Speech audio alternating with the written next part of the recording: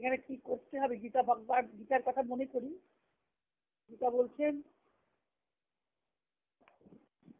যে আমি সর্বভূত মহেশ্বর, আমি সকলের শরীর। তুমি এটা জানো, সর্বভূতের শরীর জেনে তুমি শান্তির কথা বলছেন। শান্তি পাবো কি করে?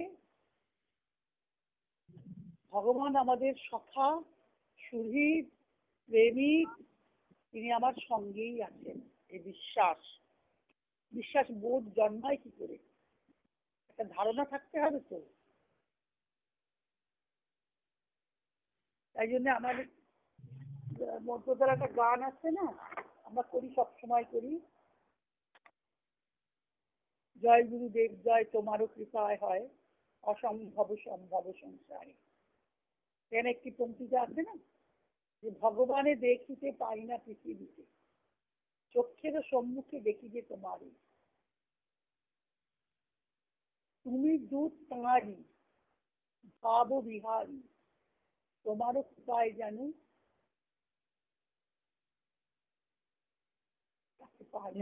তাহাই।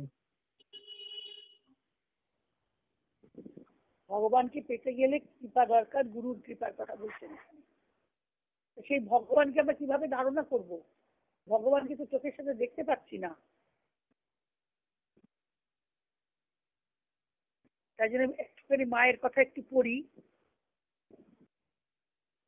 যে কিভাবে আমরা ভগবানকে ভাবি।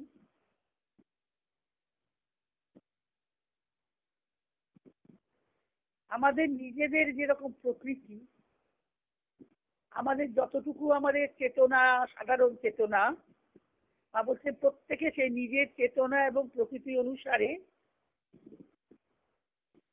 ধারণা যেরকম ভগবান সম্পর্কে সেরকম ধারণা করে থাকে। কিন্তু ভগবান আমরা যা ধারণা করি তার থেকে অনন্ত গুণে বড়। যে সীমিত চেতনার মধ্যে আমরা বাস করি, সীমাবদ্ধ চেতনা। কি চেতনা? এই যে আমি, আমার শরীর, আমার নাম, আমার আকার, এইটুকু চেতনার মধ্যে সীমাবদ্ধ। তাই আমরা পূর্ণ চেতনা, পরা চেতনার সঙ্গে কি করে যুক্ত হব? ভগবানের চেতনা হচ্ছে পরা চেতনা। আমাদের তার প্রকৃতি পরা প্রকৃতি, আমাদের অপরা প্রকৃতির কবল থেকে মুক্ত হতে হবে। সেই মুক্তির পথটা কি? শাস্ত্র অনেক বলেছেন, গীতা বলেছেন, ভাগবত বলেছেন। ভাগবত তো ভক্তি শাস্ত্র, ভক্তির কথাই বলেছে। শ্রী অরবিন্দ বলছেন 3টি পর্যায়ে এটা হবে।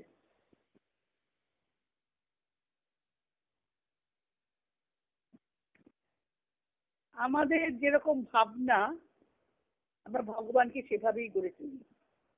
কারণ মনে হচ্ছে যে খুব ভয়, যে তিনি খুব প্রভু, তিনি আমাদের খুব কষ্ট দেবেন, যেটা খ্রিস্টান ধর্মে আছে। পাপ করলে তিনি কষ্ট দেন, শাস্তি দেন, পুণ্য করলে তিনি আমি স্বর্গে নিয়ে যাবেন। তিনি তো ভগবান ঈশ্বরের পুত্র যিশু, তারা বলছেন।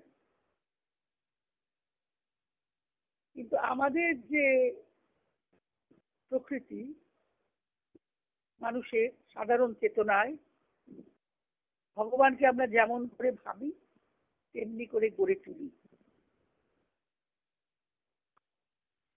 আমরা ভগবানকে কাছে পেতে চাই, আপনার করতে চাই।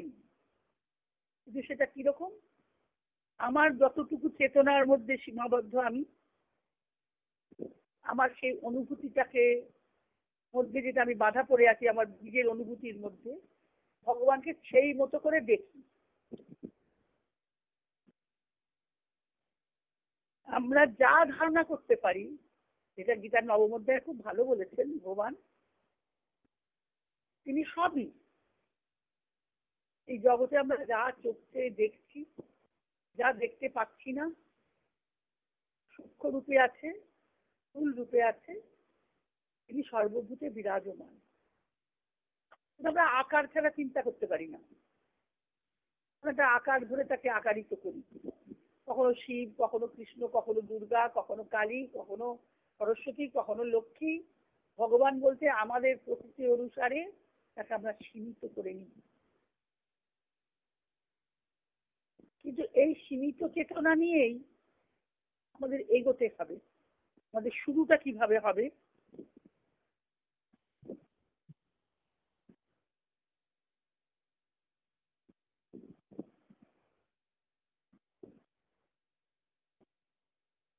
যার সম্বন্ধে আমরা ভাবছি,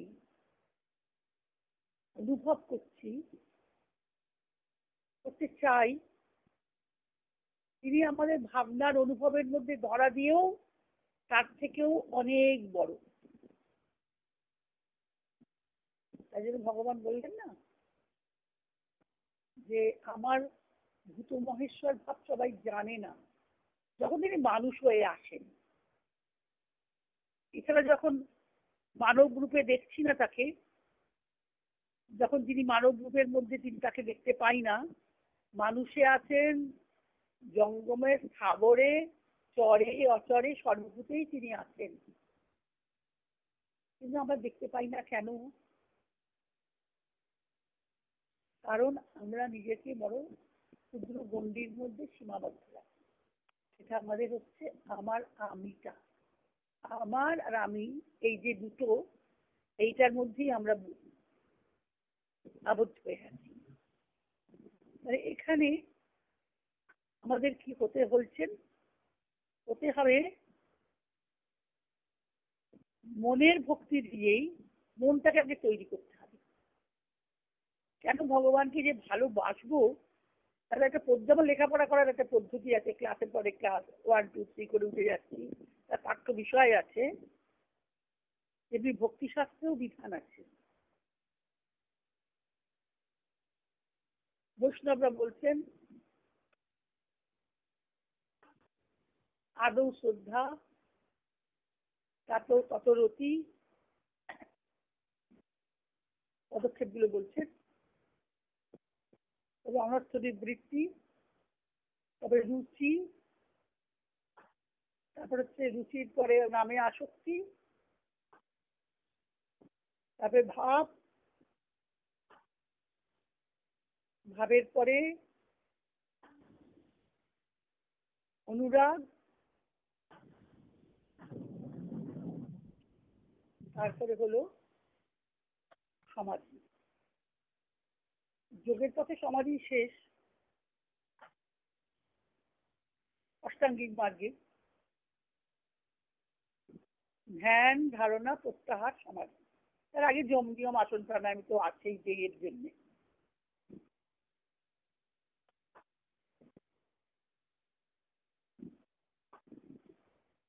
প্রথম আমাদের কি করতে হবে?